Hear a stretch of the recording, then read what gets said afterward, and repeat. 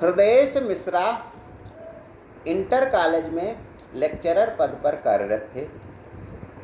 उनका पुत्र प्रवीण देर तक सोता था। एक दिन जब वे सुबह आरती कर चुके थे, तब उनका पुत्र कहीं जाने के लिए घर से निकला।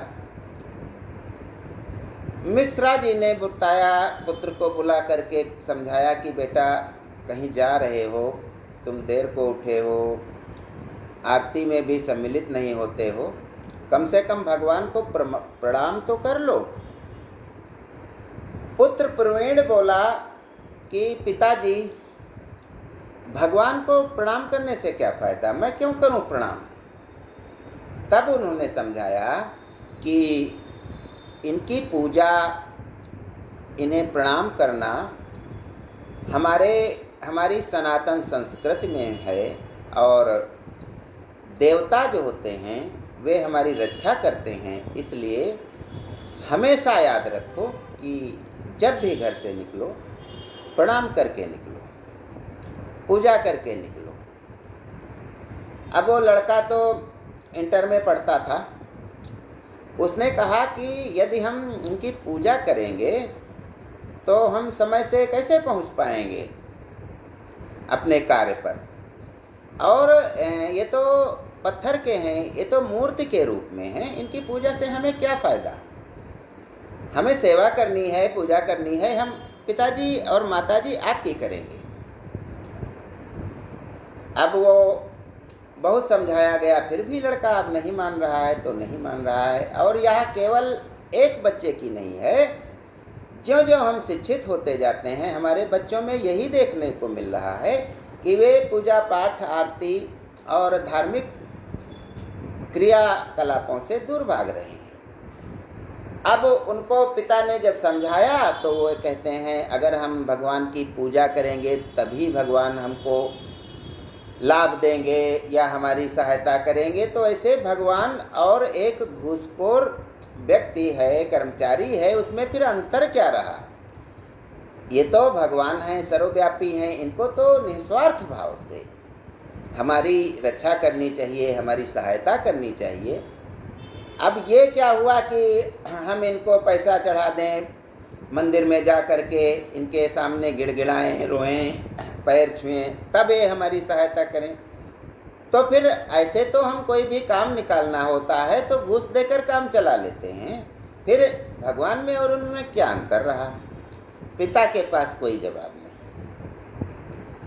तो यह जो बात हुई है, ये पिता और पुत्र की जो बात हुई है, यह आज की बात नहीं है, यह 2600 साल पहले भी हुआ था। और एक दर्शन बना था जिसे हम चारवाक दर्शन कहते हैं। चारवाक दर्शन के अनुसार हम धरती पर पैदा हुए हैं तो खुश रहेंगे, अच्छा खाएंगे, किसी को सताएंगे नहीं, किसी के साथ कोई भेदभाव नहीं करेंगे, और जो तर्क संगत होगा, जो विज्ञान कहेगी, जो न्याय कहेगा, जो नीति कहेगी, उसका पालन करेंगे। और ईश्वर जैसी किसी सत्ता पर हमें विश्वास ही नहीं है, चारवाक दर्शन कहता है। उसका मत है कि स्वर्ग तो किसी ने देखा ही नहीं है, और जो स्वर्ग गया वह लौट करके आया नहीं।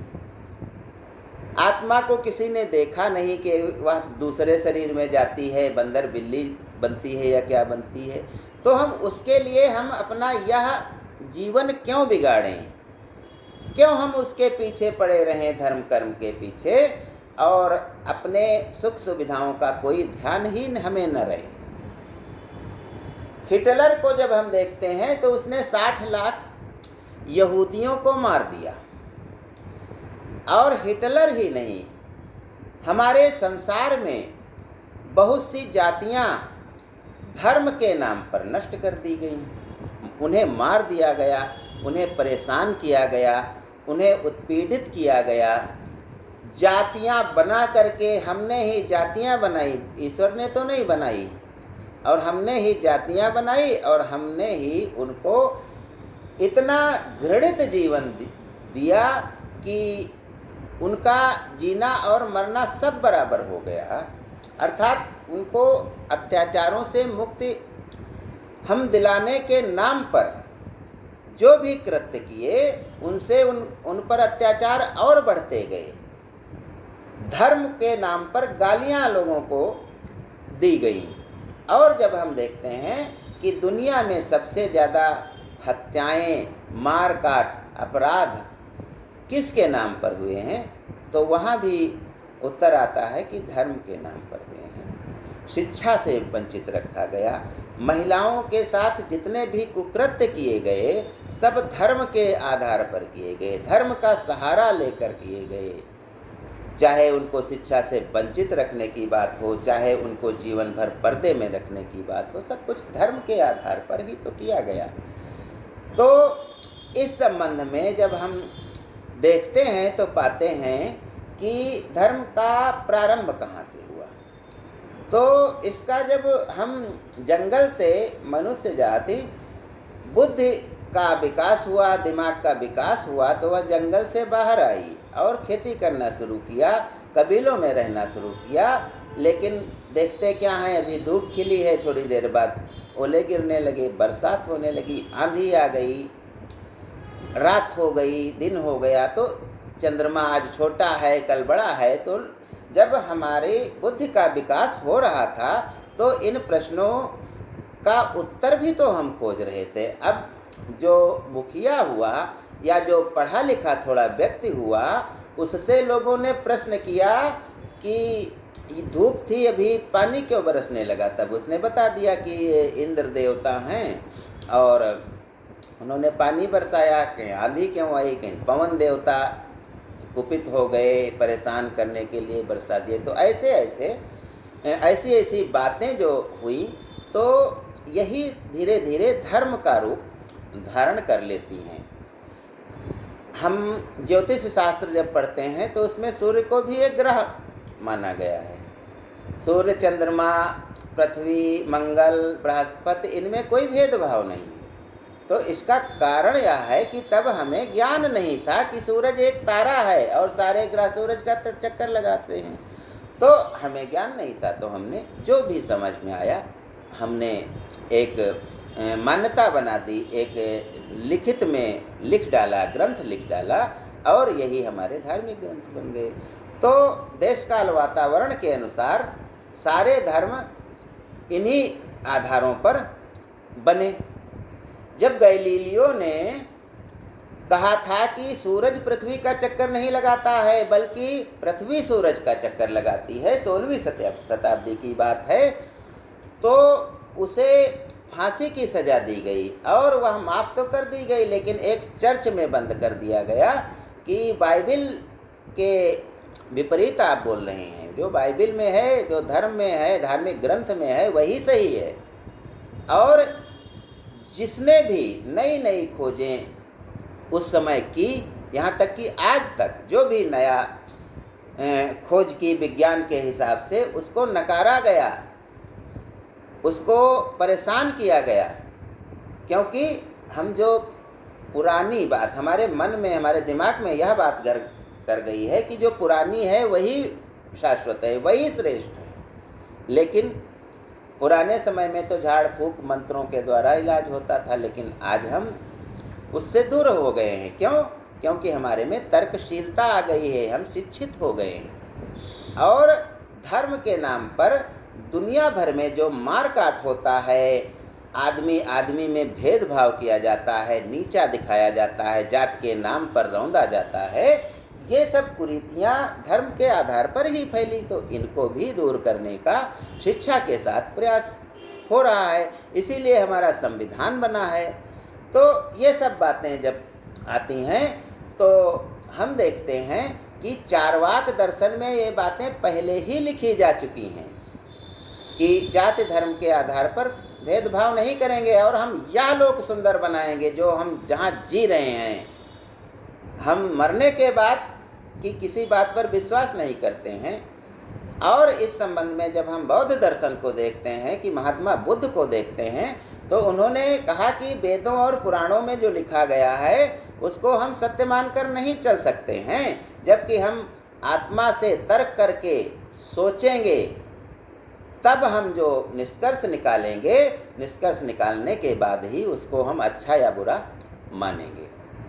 अब हम बौद्ध दर्शन की बात जब करते हैं तो उसमें यह है कि अब तक हमने जो किसी को सताया है या कोई किसी के साथ अन्याय किया है तो उसके लिए हम क्या कर सकते हैं, क्षमा मांग लेंगे, और भविष्य में हम कुछ करेंगे नहीं, सबको एक समान मानेंगे, न तो महिला पुरुष में कोई भेद करेंगे और न किसी धर्म के आधार पर किसी का उत्पीड़न करेंगे।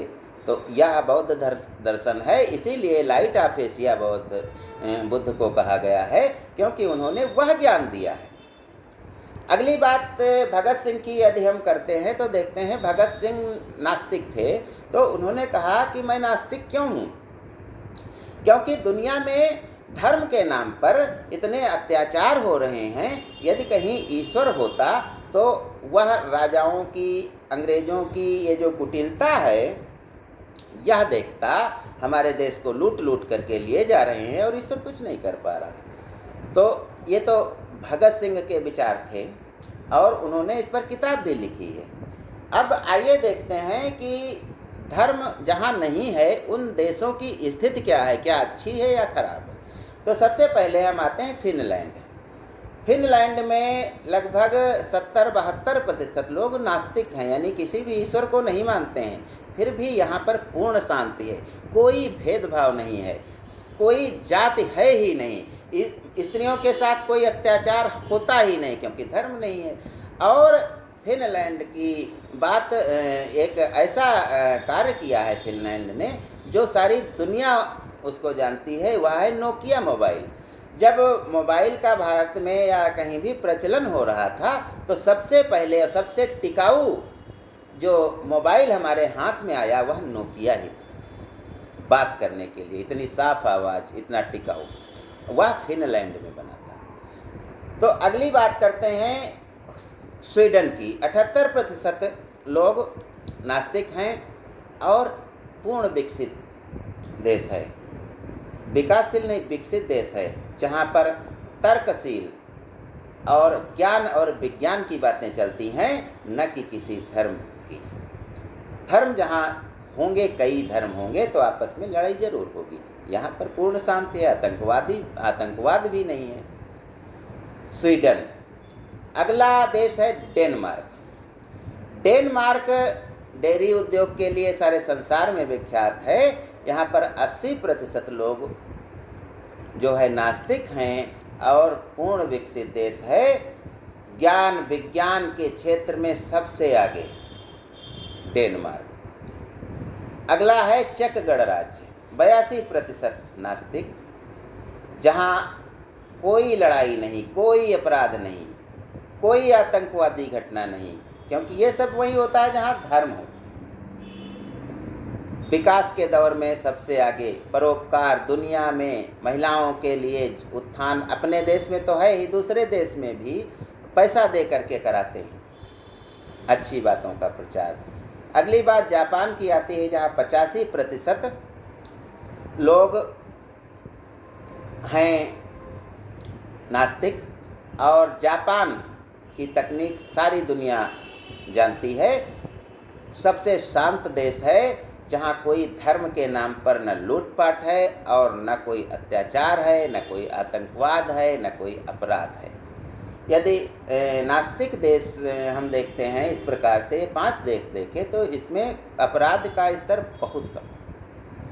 भारत में भी 6% लोग नास्तिक हो गए हैं और ज्यों-ज्यों शिक्षा का प्रसार ज्ञान विज्ञान और तर्क के आधार पर हम बात करते हैं, मानवता की बात करते हैं, तो वहाँ पर नास्तिकता नंबर 1 पे होती है। तो ज्ञान गंगा में बस आज इतना ही। जय हिंद, जय भारत।